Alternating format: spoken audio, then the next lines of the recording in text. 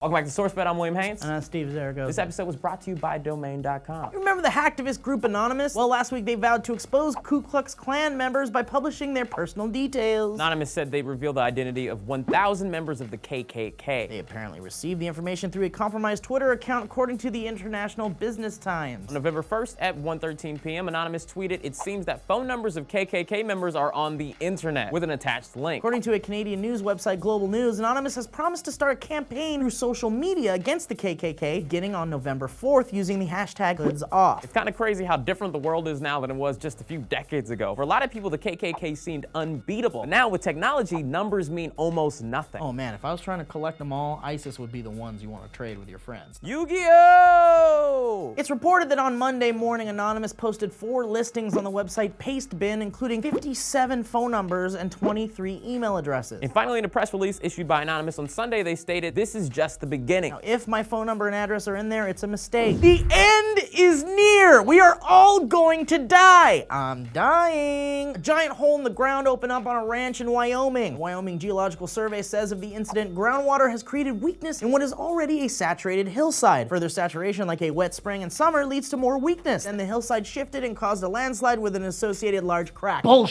I'm calling bullshit. That is hell coming for us, and you know it. The hole is 50 feet wide and the length of 6 football fields, and no one saw it actually happen. In fact, the crack was initially discovered by a couple of hunting guys, but then it was much smaller. When they returned, they were shocked. One of the guys was quoted as saying, "I don't really think anyone knows what happened out there. All of a sudden, it was just there." I think the reason it's so fascinating is it's so big, and it doesn't make any sense where it happened. It's just like the ground opened up, and the size of it is just huge. So if you live in Wyoming, authorities are saying to stay the hell away from the hole. That should just be obvious. Also, don't worry, it's definitely not a volcano or a sign of terrible oncoming earthquake. Damn you, Joe Beretta, you told me Wyoming was safe!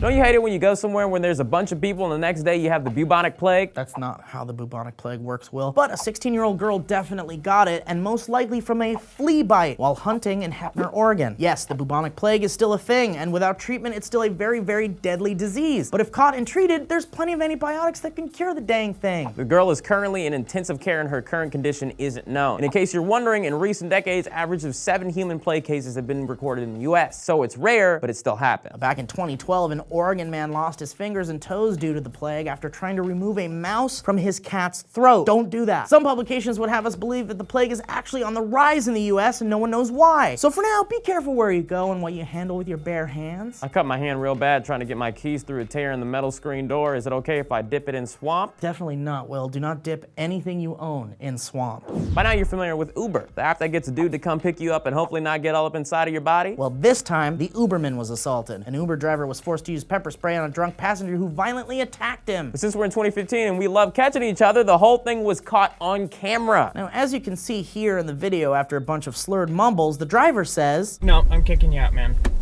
You're too drunk to give me directions, man. And then the guy mumbles some more in complaint. All you need to go is park in Newport. I'm kicking you out." I'm giving you the directions to park in Newport. then it gets real. And you all And then he got his ass pepper sprayed. Yeah, I'm giving you the Yeah, you got me, mother. This is insane. Some people are afraid to have a stranger drive them, but in actuality, it might be the other way around. Ladies and gentlemen, don't attack your Uber/Lyft/taxi driver because no matter how big your muscles are, they can't deflect some pepper spray. Also, don't attack your dad when he's taking you to the mall. Your dad works hard. And thanks to the sponsor of today's episode, Domain.com, the place to go when the next great idea hits you. That's your one-stop shop for all your domain and web hosting needs, so hop on it. Domain is reliable, affordable, and easy to use. And with them, you have the chance to pick from a growing list of 250 plus domain extensions like .design, .space, and .nyc. Domain.com wants to hook you up. Save 20% on domain names and web hosting using the coupon code SourceFed at checkout. I'm William Haynes. And I'm Steve Zaragoza. Hey, we'll stop throwing all that shade, man. We'll whoop your ass. Well, let's get a little history in here. I read on the internet that We were talking a little bit about friendships. We were talking about all the things that